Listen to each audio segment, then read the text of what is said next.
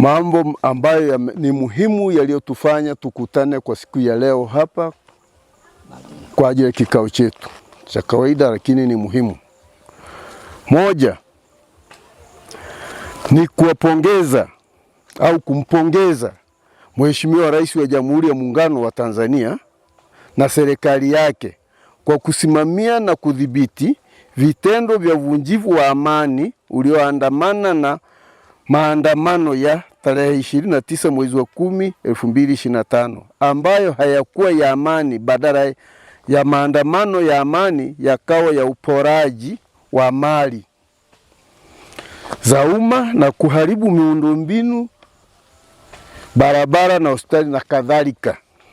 Lakini kwa udhibiti ambao ulikuwa ni mzuri wa serikali yetu iliyo chini ya Mheshimiwa Mama Samia, serikali ilisimama imara na kudhibiti vitendo hivyo, na sasa amani ipo ya kutosha hapa nchini kwetu.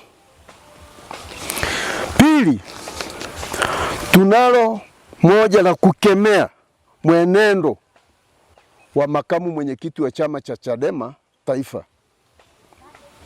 Sisi wazee wa mila kwa 12 Tarime kwa kauli moja tunakemea na kulaani vitendo na maneno yanayotolewa hadharani kiongozi huyo wa ngazi za juu wa kitaifa ya kutukana viongozi wa nchi yetu walioko madarakani, akijua yeye ni Mtanzania halisi ambaye anatakiwa atunze amani tulionayo katika taifa letu, ambayo ni tunu kwa ajili ya vizazi tuliopo na vijavyo.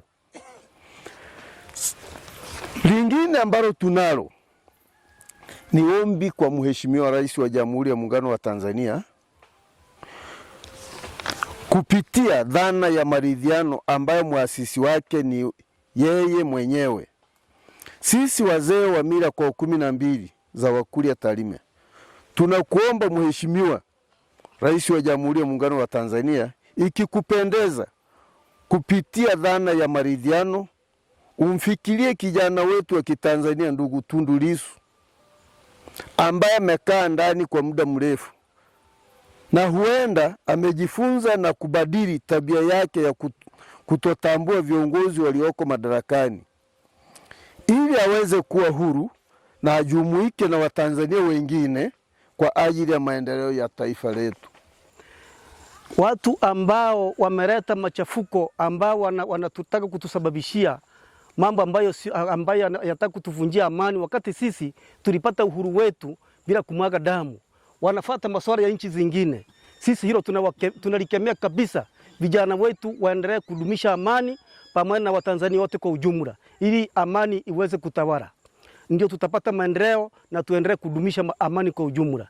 Na kitu ambacho nataka kukizungumzia ni kwamba sisi nchi yetu tuna uhuru wa kutosha na watu wote wanaendelea vizuri na maendeleo yanaendelea vizuri, na hatutaki kusikia tena vijana wetu kutoka kwa ya kwa 12 ya Wakurya wote kwa ujumla wanaleta masuala kuvunja amani, kama John Heche anavyotaka kuvunja amani yetu, kitu ambacho ni batili kabisa, na hilo tunalikemea tena kwa ujumla. Hatutaki kabisa kulisikia, na kama atarudia basi vyombo vya serikali viliangalia hilo. Tunataka vijana wetu wachape kazi, na hata kama wako serikalini basi waendelee kufanya kazi vizuri na wadumishe amani kwa ujumla.